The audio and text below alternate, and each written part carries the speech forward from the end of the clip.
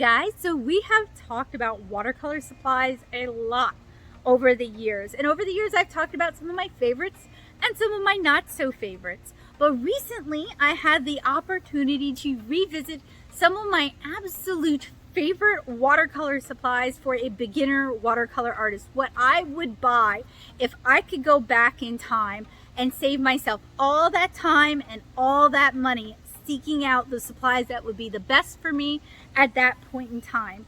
And the reason I had the opportunity to do this is because I have a family member who's just getting into watercolor.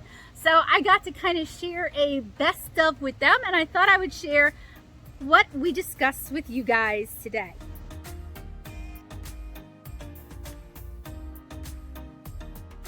A member of my family is interested in getting into watercolor, so as the art enabler that I am, I thought I would take a trip to David's to pick up some supplies to help her get started, and to also talk about what I'm looking for when I'm recommending art supplies and watercolor for someone who's just getting started. Now, keep in mind this is an adult who's just getting started. I might make different recommendations if you were buying for a teenager who's just getting started. So a family member of mine is interested in learning how to do watercolor, and they're just getting started. So I wanted to help them, and I thought I would show you guys some of the things that I'm thinking of including to get them started. So I grabbed a couple of these little Altoids tin size palettes that have the plastic insert in them already. Generally I would use half pans like these, but these are such a perfect fit already that I kind of couldn't resist. David's has a lot of absolutely beautiful professional grade watercolors that are wonderful, but if you're just getting started, I would recommend starting with professional grade if you can afford it, and I would recommend you start with their PWC watercolors, because these prices, let's compare against Sennelier, which I also love. Let's compare against M. Grams, and let's compare against Daniel Smith. You can see that PWC is the most affordable. So if you're just getting started with watercolor, the colors I would recommend would vary greatly depending on what you're painting. I don't know yet what she wants to paint, so I would recommend a basic 12 color mixing palette, and I'll talk to you guys about that a bit more when we get back. So with watercolor, obviously you're going to need brushes, and there are all kinds of different brushes out there, but if you're just getting started, you probably don't want to spend super high amounts of money on your watercolor brushes. If you're just getting started while you're figuring out what you like, I have found that I like the Zen brushes, and part of the reason is you can get the larger sizes, which I recommend paint with the largest size you're comfortable with, for the same price as the smaller sizes. So they're very economical when it comes to purchasing some of the bigger watercolor brushes like mops that you might need for watercolor. So the problem with art when you're an adult is that there's often sticker shock. Things seem very expensive. But you don't buy brushes. Not just brushes, just in general. You don't buy brushes every day. Right. A lot of people don't understand that with good art supplies, they last a lot longer. So your initial investment. So maybe you don't buy a lot of things. You don't have to have this whole art set. Right. You start off and then you start and you adding. accrue as you go. So like it looks like I have a lot of art supplies because I have a lot of art supplies. But A, I review art supplies, and B, I teach art, and C, I'm a comic artist, and D, that this is like I review them, and this is my collection. This is what I do. So another thing to think about is cleaning your brushes. So we have brush pots, we have these paint pucks, which I really like, but also I know it's somewhere around here. There it is, brush soap. I cannot grab it, but I will. Brush soap is wonderful for getting the paint out of your watercolor brushes and preserving your watercolor brushes, because if you're going to spend money on them, you want them to last. Now you can use an oil-free soap if you really want to, like a glistening soap? Yeah, you could, or a baby shampoo, but this is fairly inexpensive and it's actually designed for the job. So whether or not you're going to stretch your watercolor paper kind of depends on what you're working with and what you want. But if you're going to stretch your watercolor paper, I like to use the 3M blue Scotch tape with the crepe finish. This is what I use on my comic pages and most of my illustrations. They do have a variety of tapes though, and if you've tried something else for watercolor stretching and you like it better, let me know. Yeah, David's has a lot of options for watercolor paper. There's a lot of watercolor papers that I like and that I've used. You have two main types. Cellulose papers, which are made of like wood pulp, and they are typically a pressed paper and your paints are going to sit on top. And then cotton rag papers, where it actually kind of soaks in a little bit more. You can do more layering, you can do more wet into wet. Cellulose is typically sold as the cheaper student grade paper. I don't really, other than the cheap part, I don't really understand why, because it takes more knowledge to paint something you like on cellulose paper than it does on cotton rag. So if you are just getting started in watercolor and you can afford to do it, I would recommend you start with a cotton rag. And Fluid makes a cold press. What does that kind of paper look like? Do you have any that you can open and maybe the Fluid pad over there. where? My hands are full. Which one's the Fluid The pad? orange pad at the end. My What mom's color helping pad? me. It's brownish Like orange. here? All the way over to your right. All the way over to your right. You're going to the left. Come back towards me. Towards me. That pad. Right there. Yes, that's it. Correct. Yes. Yes. So this is a block bound pad, which means it is pre-stretched. And you see how it has texture. And So it's also got a weight. it does. Don't pull it I'm because not, it's I'm glued. not, but it's not. It's definitely No, not the way that's a I think computer pad. 300-pound weight. Right. So This pad has how many pages in it? it's 300 pounds. So that would be like 10 sheets, I believe. Uh, It says so underneath Easy by Block. 12 inches. So the weight 10 sheets. Yeah. So that's 10 refers sheets. to how thick. So you guys Yeah, can it's see pretty how thick. 300-pound is. I paint on 120-pound because I stretch almost everything I paint. 300-pound though, you typically the would same. not necessarily have to stretch it, and if you leave it on the block, you're not going to need to stretch it because it's already been stretched and for like you. This. So my mom just asked if you're just starting out if you should get a pad like those. I told her no. She's not wrong though. A tape bound pad like some of those green Arches pads are going to be cheaper than a block bound pad. Block binding usually makes it more expensive.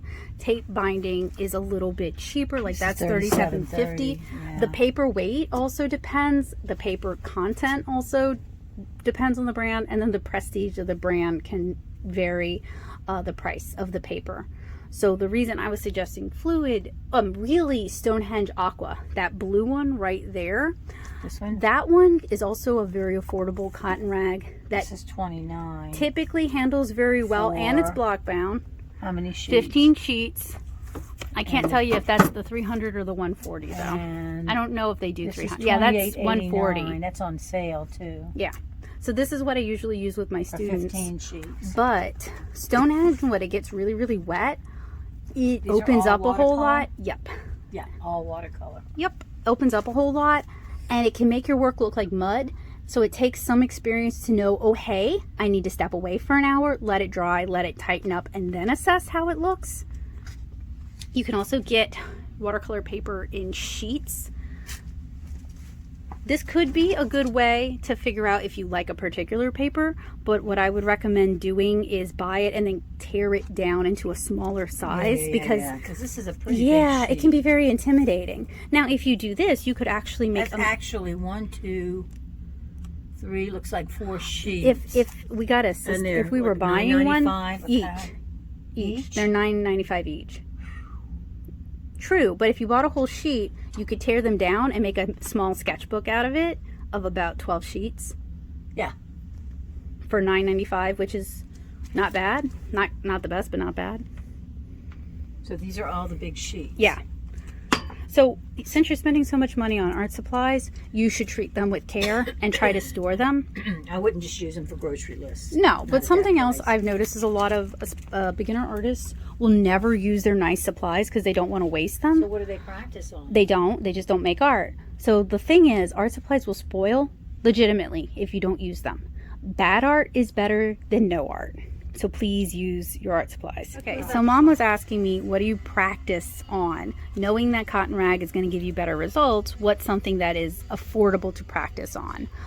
And I don't see what I normally... Yes, I do. Way down there. I actually like Canson XL watercolor paper. Can find it all kinds of places. Down here. You can find it in lots of different sizes. It is $19.50. And for how many sheets is that? 30 sheets. Yep. Yeah. So that's a little bit better. And you could still break that down to smaller. You could even just use a piece of tape to divide the page up and do mini studies that way. Yeah. It's also not just available in wire bound. It is often frequently available in tape bound like that. This is perforated on the side. It is, yeah.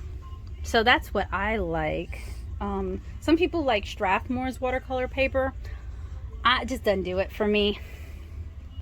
So this would be for like if you're doing a piece of art. Right. That you're going to put time and effort into, spend a little bit longer on. You might have it framed, you might not. This is what, when I have them do the watercolor bookmarks, we use cotton rag because it's going to take the wet into wet technique so much better. But if you just want to practice your brush strokes, you want to maybe do a sketch for a concept, you want to figure out a color palette, so this you might want to use these. Here, probably. Yeah. Okay. And is there a difference between this and this, or these are all the same thing? What do you mean, both of those two watercolor ones? I think they're just both the same thing, and they broke them up so that they wouldn't be blocking the walkway. And then they have the smaller watercolor sketchbooks over there, but really, me personally, I like the bigger ones because I find that if I paint too small and too cramped, I'm not necessarily practicing the techniques as well as I could be. But I'm trying to break out of like everything looks like a coloring book, everything's colored in the lines, everything has repetitive brush strokes. This is 30 sheets for $46.95, but that's the big one. That's huge. Yeah, that's pretty. But you could buy it and break it down if you want to. You could probably break it into fourths and get a page that size. See, the thing with papers is there are economical ways to do it, but you got to put time into it. And the ones that are already... Oh, I love the Shizen paper. Now, this is a challenging paper to paint on.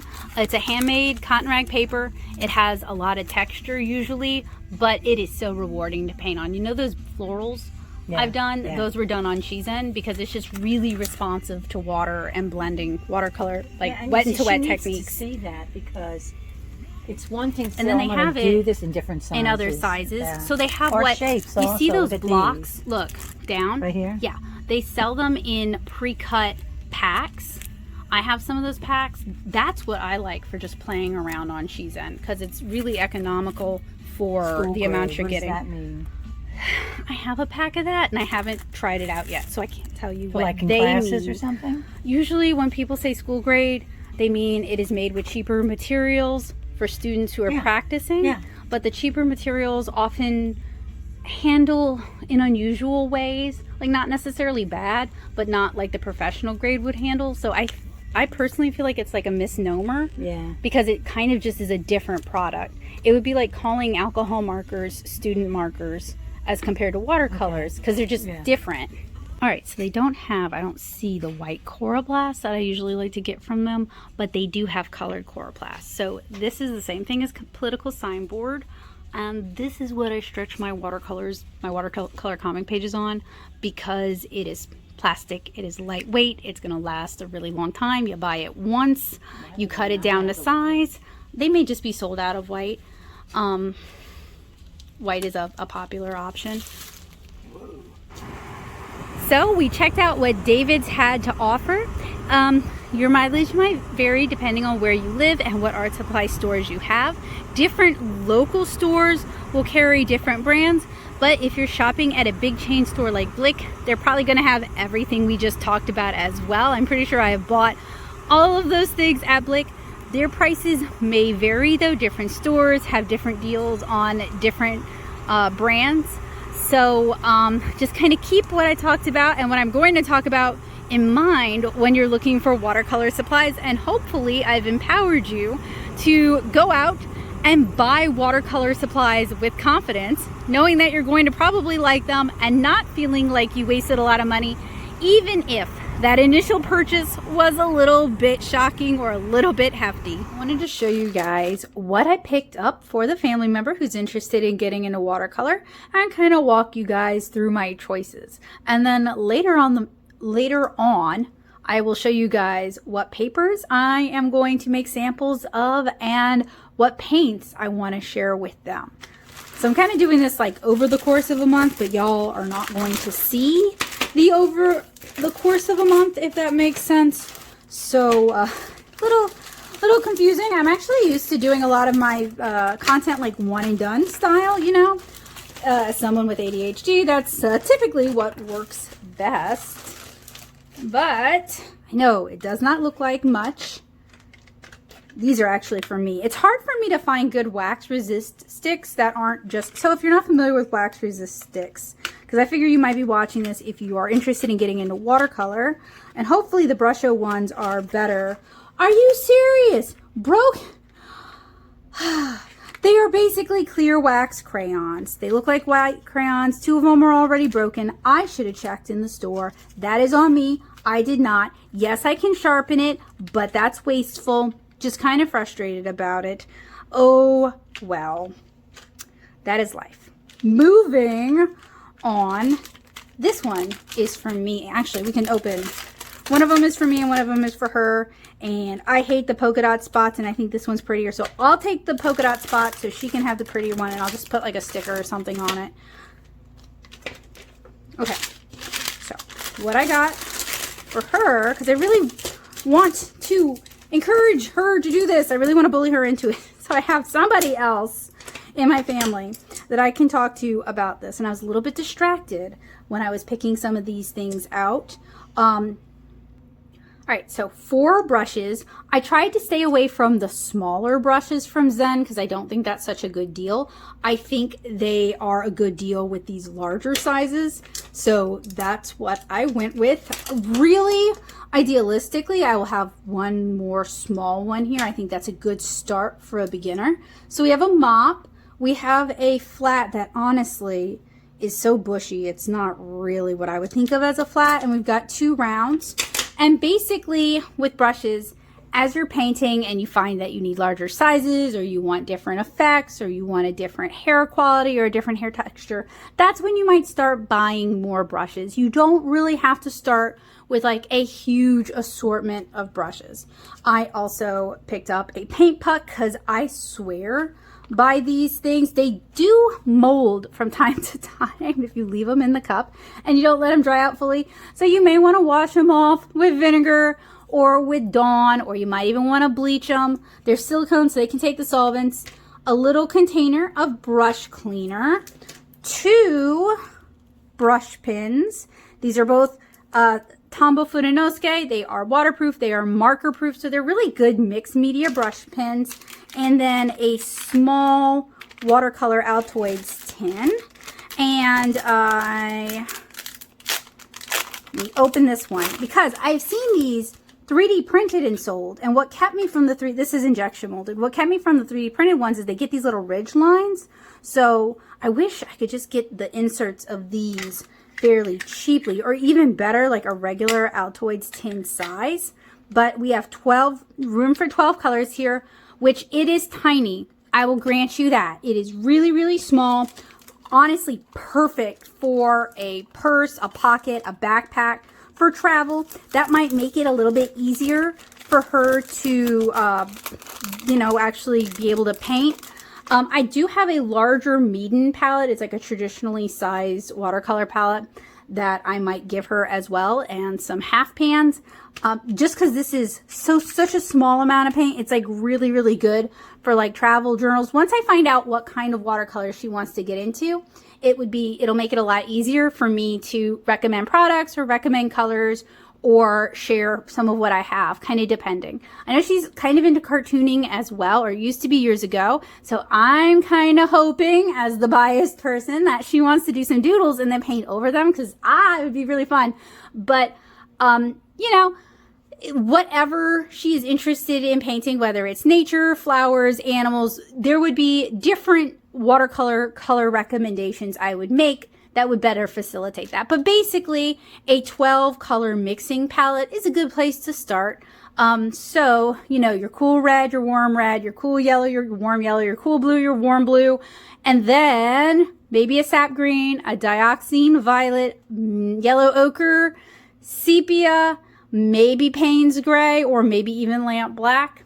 Those would all make for, you can mix pretty much whatever you need to mix from those colors. You would just kind of cater.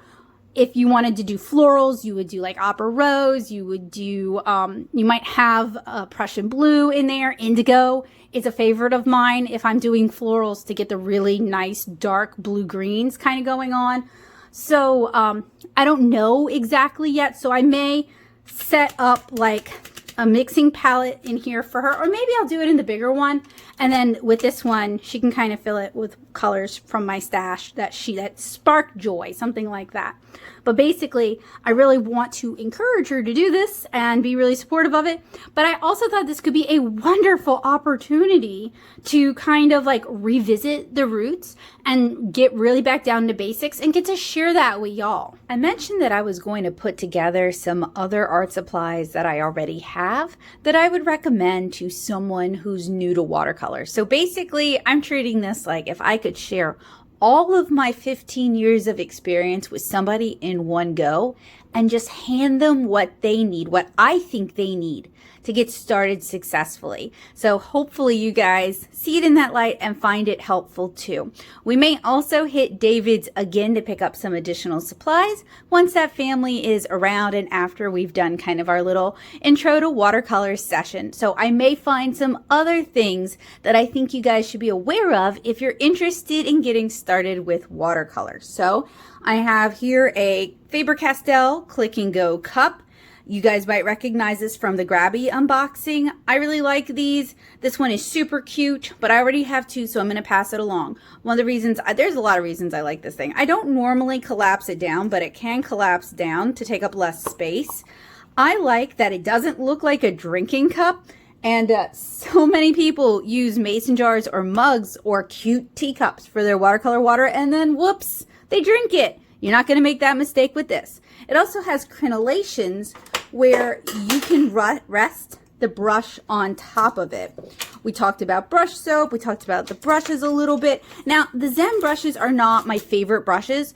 I would actually, if budget were never an option, go straight to the silver black velvet. But like I said, these are pretty good brushes, and I will probably provide an assortment of my favorite brushes for her to play around with and see what she likes, because brushes, just like paper, just like paint, is such a personal thing. It really depends on what you want to paint and how you want to paint it, what size you want to paint. So for me, the round silver black velvets are great for the watercolor comics that I make, but they might not be so good for people who want to do like loose watercolor florals, or maybe they want to do brush calligraphy because they might be a little bit too soft and floppy for that. So without knowing exactly what she wants to paint, I can just do some best guess and put some good and fun brushes in front of her, and we can just see. So I have here PWC watercolors. That's what I'm going to fill this mini palette with. And the colors that I am going to include are a pretty basic selection. Let me grab them for you guys. They're what I use when I teach classes. So we can call this kind of a standard set. I may also include some additional colors, kind of depending on how I feel. You know, sometimes you might want ultramarine light in addition to ultramarine deep. Depending on if you're painting flowers, you might want an opera. You may decide you want to add some white highlights, so some white gouache. So we may add some colors, again, depending on what she's interested in painting. But these would be my go-to recommended colors if you are just getting started out. So sap green, a phthalo blue or a peacock blue or a Russian blue. Ultramarine Deep, Scarlet Lake, Alizarin Crimson, Permanent Violet or Dioxine Violet, and then at least one yellow. This is kind of a middle of the range yellow. It is not overly warm. It's not overly cool. So it's a decent mixing yellow, but a cool lemony yellow that would be closer to green, and a warm orangey yellow would also be really great for those really, really nice color mixes. So we have tube paints. I find these to be really, really economical. But if someone didn't want to mess around with tubes and they just wanted a watercolor palette that I would recommend to get started with, you guys know I am a fan of the Core mini palette. I actually purchased the Core granulating mini palette to review for you guys because I love Core watercolors. I don't have any affiliation with Golden, but it is an American owned and operated company. I think that's awesome. They're employing people to make their paints in the United States. I think that's pretty cool. And I just like their paints. I like the quality of their paints. I like how long these professional quality paints have lasted. I like this little mini palette. I have had this mini palette for years. If you're curious about this, I will link the review for you guys in the description. I've refilled it from the tubes from Core. They last a really long time, and the ability to refill it also just makes it last even longer. Some of these colors I've never refilled, like I believe this yellow, this orange, this purple, this red, and then some of them I have, like the phthalo and the ultramarine blue, the Payne's gray, the browns. So whether you are working straight from the half pans or whether you're working from the tubes in this palette, this is one of the two palettes I would really recommend. The other palette I would really recommend, but it's not shown here, is the Da Vinci Mixing Palette. That is a whole pan 12 color palette that I've also talked about here in the channel. I'll link that for you guys as well. Really, really like it. If you are painting people, animal, well, okay, all right, florals and people, this palette is great. Animals and people, the Da Vinci palette is a little bit better. This one skews more saturated colors, more intense colors, brighter colors, whereas the Da Vinci palette skews a little bit more naturalistic. Don't have any kind of relationship with either company. Both are American owned and operated, and I just like their paints. They're not quite as easy to find as, say, Winsor & Newton, where you could literally just go down to like Michael's and find Winsor & Newton paints, but they are worth ordering online. I think you can get them from Blick. I'll link them for you guys. And I just think they're neat, and I just really like them. And my local brick and mortar sells the Core. So I just really recommend them to you guys. Like, what else can I say? I've got a paint puck for her to put in the bottom of her Click and Go cup. We have some Winsor & Newton removable masking fluid. I'm going to put this in a small glass vial for her. I'm actually going to create a paint your state kit for her in Texas. So if you're from Texas and you would like to paint your state, let me know and I'll get those listed for you guys in the Natto shop. I currently have Louisiana, because that's where I'm from and that's where I sell in person. If there's any state you would like to paint, let me know. We can work something out. It'll be the same price as the Louisiana Paint Your States. I just don't want to generate a whole bunch of SKUs in the shop. I mean, what? We have 48 continuous states, but I am happy to put the kit together for you. So let me know. And since I'm talking about the kit, but I don't have it in front of me, I actually have a small basil in front of me. The kit comes with a pre-printed line art of the state, comes with all the paints you need, comes with the brushes you need, comes with the masking fluid you need, comes with a masking fluid frisket, also comes with written and video instructions. And the written instructions are in two forms. One is printed out with the kit, because I'm a really big believer that watercolor kits should tell you how to paint the stuff in case you're new to watercolor and you'd like to know. There is also a Notion file that Joseph put together, which has written instructions and the video instructions mixed in if you are a bit of a hybrid learner like I am. And then I have video instructions that walk you through the whole thing step by step. So if you're looking for a fun, easy, very approachable watercolor project and you'd like to support the work that I do, either order a Louisiana Paint Your State if you're from Louisiana, or reach out to me via email, becca.hilburn@gmail.com. Let's talk it out. We can figure it out. We can put one together. You can pick your colors and I can send it out to you guys. So, A lot of this is very similar to the Paint Your State kits because I put a lot of care and effort and energy into putting those kits together. And I really wanted to make sure that people received art supplies that were high quality that they could use for other things too.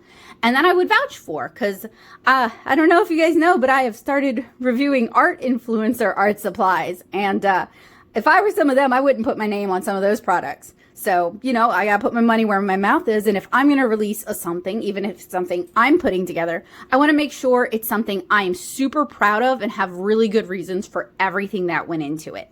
So, lastly, we're taking a look at paper. Obviously, there is an entire world of watercolor supplies. I mean, this channel is kind of dedicated to that. So, if you're interested in more watercolor goodness, you know where to be. You know who to subscribe to. You know what comments to leave.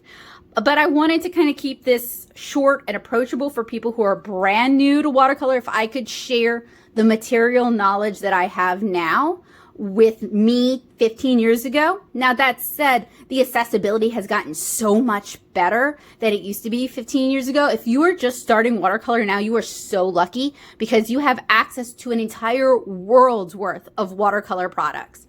So talking about paper, I have 3 examples of paper here. Obviously there are more, but we're talking about watercolor for someone who is brand new. So we have the watercolor sketchbook. I am partial to Canson XL watercolor sketchbooks, not because they are this super high quality watercolor sketchbook. They're really not. They're a cellulose paper sketchbook, but they're very accessible. You can find them all kinds of places. They perform very predictably. You're not going to get a bad batch. You're not going to get a great batch. They're very consistent. And they take professional grade watercolor very, very well, as you guys can see from some of these sketches, but they're not so expensive or hard to find that you'd feel weird about just doodling in them or just playing around or experimenting in them. And I think when it comes to someone who's new to watercolor, getting over that fear of swatching, playing with your paints, and experimentation is really, really important. So the accessibility of these sketchbooks makes them a great just watercolor place to play. They come in spiral bound. They come in various sizes. I also have the 9x12. They also come in pad bound, which means they are taped at the top and you can pull the sheets out. I use both. When I do my paper children designs, I use the pad bound. They take watercolor decently well. They're not the best. We're going to talk about a better option in a moment, but accessible, affordable. You're not going to like feel bad if you paint something you don't like and you want to tear it out. They have perforated pages. So these would be my recommendation for a watercolor sketchbook. Now, if you want to use something a little bit nicer, and I heavily encourage you to play around with cotton rag watercolor papers because they are just so much nicer than the cellulose papers. I have 2 I want to recommend to you guys. One of them is the Blick Studio watercolor block. So this is a block bound pad. That means it's glued on all 4 sides. You are going to need a palette knife to remove it. I have really quickie tutorials where I demonstrate how to use a palette knife to do just that. I don't have a palette knife handy, so I can't show you them. You can get those at Dollar Tree. They are very, very accessible. We may end up making a trip to Dollar Tree to talk about good, cheap watercolor supplies. But even if we don't, I actually have 2 really good videos on studio supplies that I use. One of them is like all the regular stuff I use, and then the other I hit Five Below, Dollar Tree, Walmart to talk about how you can affordably source the studio supplies so that you can afford to purchase the nicer paints, the nicer papers, the nicer brushes, because you save that money on kind of the basics that you can find anywhere. And I also talk to you guys about what I'm looking for when I'm shopping at those kind of places, because I get a lot of my workhorse studio supplies at like Dollar Tree or Five Below or Walmart so that I can afford these nicer things.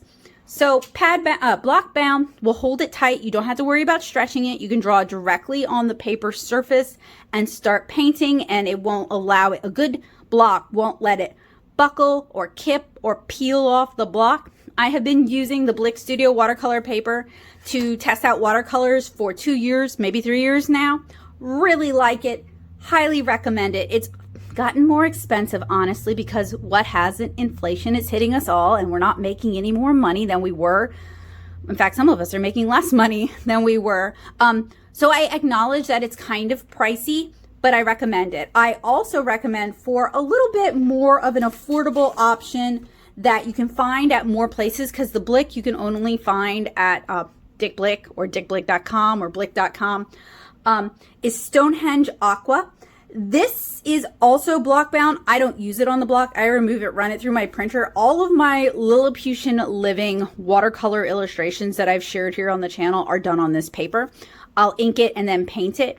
So I'll link some of those for you guys, especially if you're interested in learning how to draw and paint people. I've got some great playlists for you that I really, really hope you'll check out, because there's more to watercolor than just loose watercolor florals and hand lettering. So I don't really use this on the block. I use it and I stretch it. And I have tutorials where I talk about stretching and my favorite stretching supplies. So I'm not going to go too much into that here today specifically. My only real complaint about this cotton rag paper is once it gets really wet, it really opens up, the fibers really open up, and it can start to make your watercolors look muddy. So you are going to need to like step away, let it dry fully, go take a 2-hour walk, go art supply shopping, whatever you need to do, and then come back to it and it'll tighten back up, and you can better assess how your watercolor illustration is coming along. But I really like this paper. I use this paper all the time. For some quick context, this was painted on the Stonehenge Aqua. It was painted with my Daily Driver watercolor palette, which I have a whole vlog about it, but if you haven't seen it, it looks like this. I also have a vlog about why I have so many colors in my Daily Driver watercolor palette. Spoiler, I'm a watercolor comic artist, so that's why. So this is Stonehenge. This was painted with 6 colors. This is painted with the Shinhan PWC watercolors. I taught this as a class in Ascension Parish. I might make a kit out of this if there's interest, so let me know. And this was painted on the Blick Studio cotton rag paper. And then this was painted with the same Daily Driver watercolor palette I just showed you guys. This is on Canson Moulin de Roy. Moulin de Roy, if I'm not painting watercolor comic pages, and I can show you some of those in a minute, is my favorite just general illustration paper to paint on. It used to be better. I think they've changed their formulation. It's still really great. It's like Arches, but better. I can get it in larger sizes. Unfortunately, I can only get it through Jackson's. Unless you guys know of an alternate source, Jackson's is the only one I currently can find. I really like it. I like how it handles the paint. I like how it handles detail. I like the way it handles color. I love how vibrant the colors look. So something I want you guys to notice, and I got basil on my other hand, so I can't really pull out my sketchbook to compare. The colors on cotton rag are going to generally be more bright, more brilliant than on cellulose paper. You can do more wet into wet techniques. You can do more layering. You can do more lifting. You can do more adjusting. Cotton rag paper is the paper that watercolors are meant to be used on. Cellulose paper is kind of a cheap alternative that's more accessible. It's often marketed as student grade. I really hate the term student grade. As someone who's reviewed like a lot of papers and a lot of student grade paints, I find the term deceptive because it's subpar quality paints, way too many colors that you're not going to use, and you're going to use them up so much faster because they're full of fillers, binders, and extenders. They're not that much cheaper than professional grade paints in general. There's a few exceptions, and there's a few I would recommend, but just in general, if you can afford to buy a mixing palette, if you can afford to buy 6 or 8 good tubes of paint, if you're willing to make that investment, if you think you will like watercolor, if you've taken a class and you've had a chance to play around with them and you really like them, or if you've purchased like a dot card from Winsor & Newton or Daniel Smith and played around with that and really liked it, please do not spend your money at Hobby Lobby. Please don't spend your money on student grade. Go ahead and invest in professional grade. I do not have a palette to sell to you guys. I do not have a brand deal to hawk. I am an independent agent. I'm a comic artist, and they don't want to work with me because they don't want to be associated with manga-looking comic art, I guess. I don't know. But so I'm coming at you guys from like my own teaching experience, my own painting experience, my own experience as a reviewer. Please, if you want to paint like this, and buy professional grade paints. You don't have to get the whole palette. You can add as you go, and buy cotton rag paper. You will be so much happier with it. If you're not sure you want to paint, take some classes. Sometimes libraries will offer watercolor classes. I can't vouch for other watercolor teachers, but I promise you, if you take one of my classes, you're using professional grade paints that I paid for out of pocket. It's that important to me that you work with good materials if you're taking one of my classes. If you take a class at an art store, you should be working with professional grade paints. If you take a class with like the Watercolor Guild or a college, you should be working with professional grade paints. That should give you a good idea of the standards you're looking for when it comes to papers, when it comes to paints. And it is a wonderful opportunity to ask questions. I may be done teaching adults. I'll just be blunt with you guys, because adults don't ask me questions. Kids ask me questions. Teenagers ask me questions. Adults don't ask me questions. Please use the opportunity of the teacher being there in person to ask questions. Don't worry about them being stupid questions. Just ask them. Sometimes something that seems obvious to one person is just totally opaque to another person. Sometimes you might have experience with like acrylics or oils and you think watercolor handle the same way. They do not. Please don't be too proud to ask questions. If you don't ask questions and you leave dissatisfied, you have wasted your time and the teacher's time. And it's unfair to be upset at the teacher because you chose not to ask questions and because the teacher couldn't read your mind.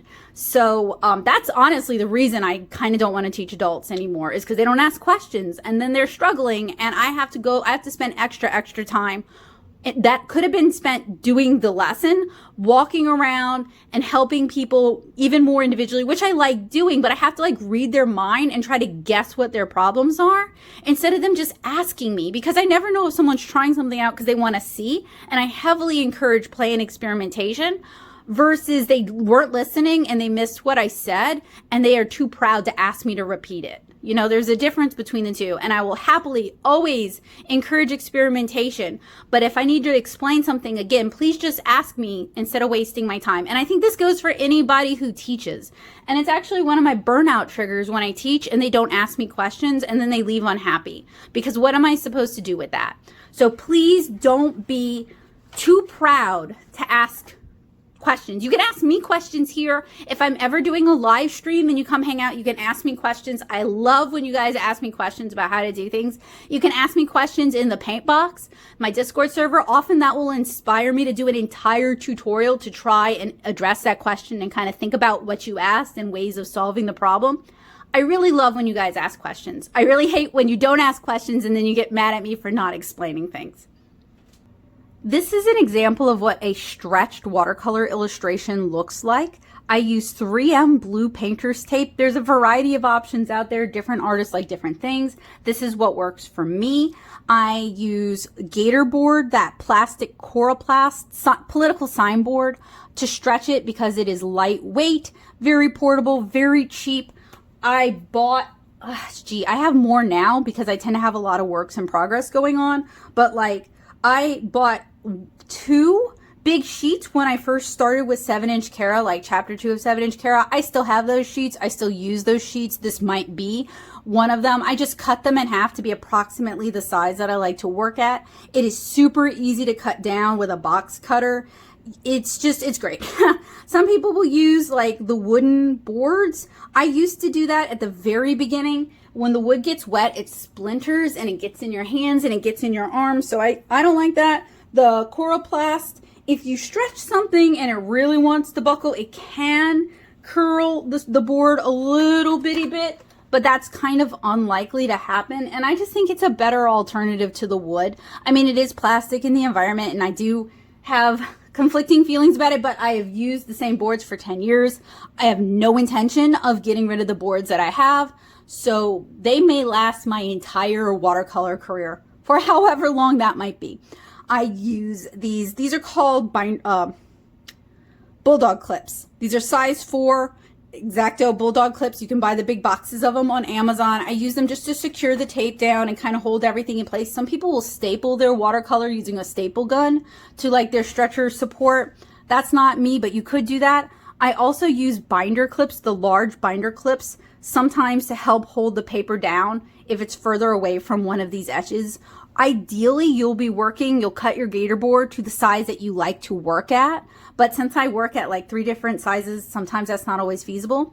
I also save the chipboard from my watercolor pads, and I use that if I'm doing like bookmarks, smaller illustrations. And if you buy one of my Paint Your State kits, it comes with a piece of chipboard that you're going to attach. You're not really stretching it because stretching involves a lot of water, but you're going to attach it to the chipboard while you're painting it, just as an additional structural support. Some people will tape it to glass. I find, now see, one of the problems with the gator board is if you get it really, really wet, the moisture, because the gator board is non-absorbent, it just sits there. It takes a while to evaporate. I would think the glass would do the same thing, with the negative sides of it being very fragile and will cut you if you drop it, whereas the gator board is not going to cut you. That said, the glass is so much more Instagram aesthetic, so I can understand why. But if you watch me and you know what I'm all about, I'm not really about the aesthetic. I'm about making art you like. I do not care if the process is pretty. I do not care if it looks good on the grams. I want you to make art that you like and that you're happy with, and I'm gonna try to never lead you astray. I mentioned that I'm a watercolor comic artist. I really hope some of you guys are here because you want to do watercolor narrative art. Please, some of y'all be here for that. Whether it's comics, picture books, storytelling in general, please be here for that because I have so many resources for you, and that is my heart and my jam.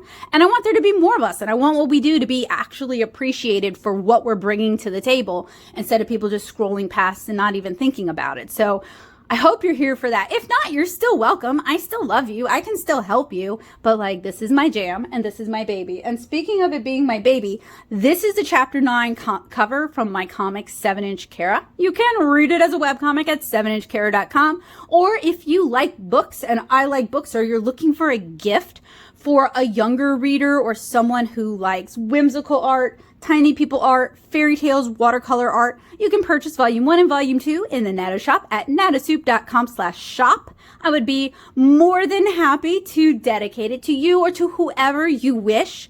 You just let me know in the comment section of the order. If you're interested in seeing how I pack my orders, because I always include some extra goodies and thank yous, I have some of my pack and order with me examples in my shorts. Huge thanks to the super awesome customers who purchase those things and are cool with me sharing the majority of the order. I will never share your address or personal information, but it still is really nice to show people just how much love and care goes into packing your orders.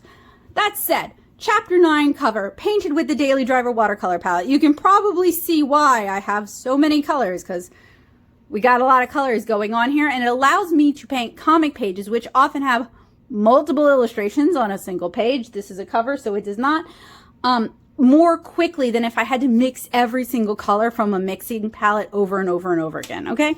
Like, let's take a look at this. 12 beautiful colors. You could paint this page with this, you could. I lost count at how many beautiful colors. This is what I use to paint this page. It just makes it a little bit quicker. And as I mentioned in a defense of a convenience palette, I'm going to link it for you guys. I mentioned why, and I added colors for all the years that every time I go to the art supply store, I buy a new color. You know what I mean? Like, so I started with a Winsor & Newton 12 color palette and worked up from there. So we're not here to talk about the giant palette. I just wanted to talk about, like, this is what I do. This is my background. I have an MFA in sequential art from SCAD. So I do actually have an art background. I have a BA in digital art from UNO. And this was painted on Canson Montvol watercolor paper. It is a cellulose paper. But I went with this for 3 reasons. One, it handles a lot better than many of the other cellulose watercolor papers I have tried, including Strathmore. Don't really like Strathmore's watercolor paper. Do really like their Bristol, though, especially for my marker work. It is better than the Fabriano Studio, which is a mixed fiber paper. And I'm not a fan of mixed fiber papers because they tend to have the worst traits of both fibers. It is better than the Canson XL. It handles a little bit more like a cotton rag. It is more affordable than a cotton rag. I can also, there are certain shortcuts when you're painting a comic that you need to do, that if I were painting on a cotton rag paper, I would want to over labor every single panel, and a cellulose paper is not going to allow you to do that. So it helps keep me in check, and it is more affordable. I can buy the amounts I need to paint hundreds of comic pages, which is what a watercolor webcomic is going to entail. I have already painted hundreds of comic pages. I still have a few hundred left to go. So it needs to be affordable. It has been consistently available. Sometimes brands will drop products and or significantly change the products. Like I think Moulin de Roy may have changed some over the years. This has stayed consistent. Please don't change it, Canson. Please, please let me finish my comic and then you can do whatever you want. But I know you don't acknowledge my existence, but just hear the cry of a sad comic artist. Don't change the product.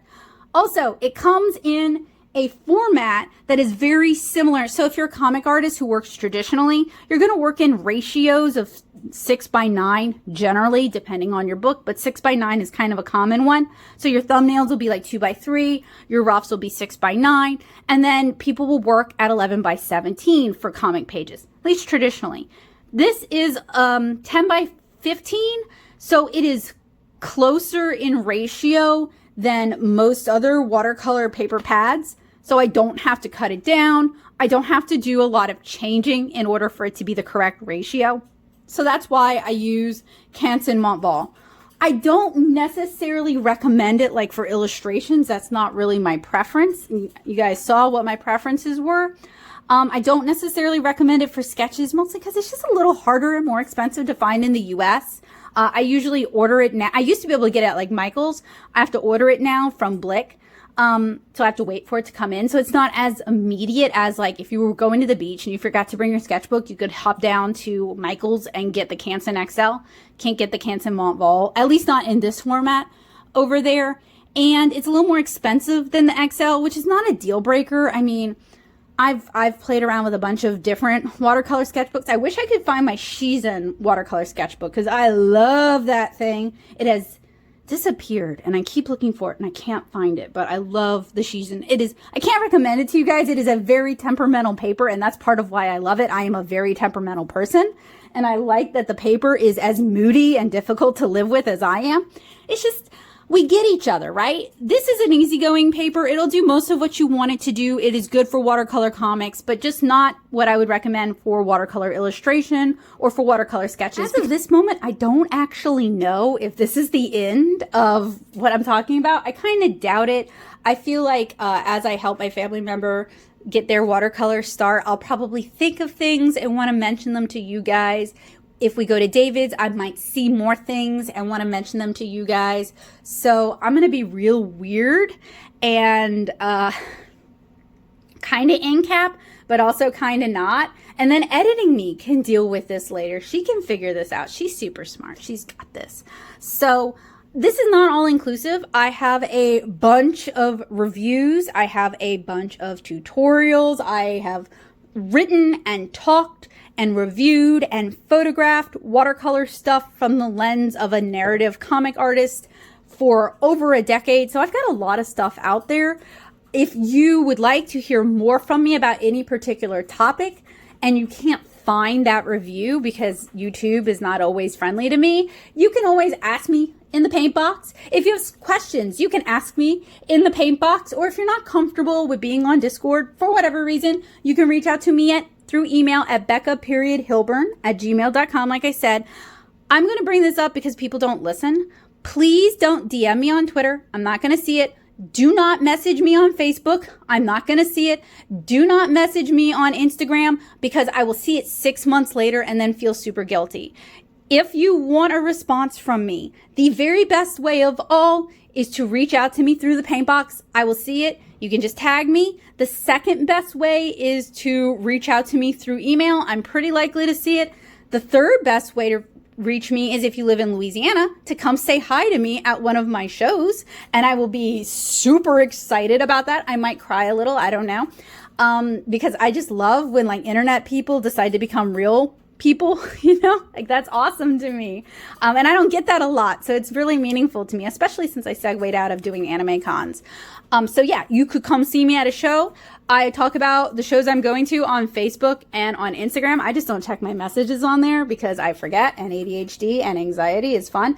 So if you have any questions, if you have any requests, if you want any help, if you're curious about anything and you can't find it, and I didn't link it down in the description below, which please check the description below. It is your best resource. It is super helpful. I think you will find most of what you need in the description below, so check that out. Then yeah, please do reach out to me. I'm actually very friendly, albeit I have a lot of anxiety. Who doesn't, right?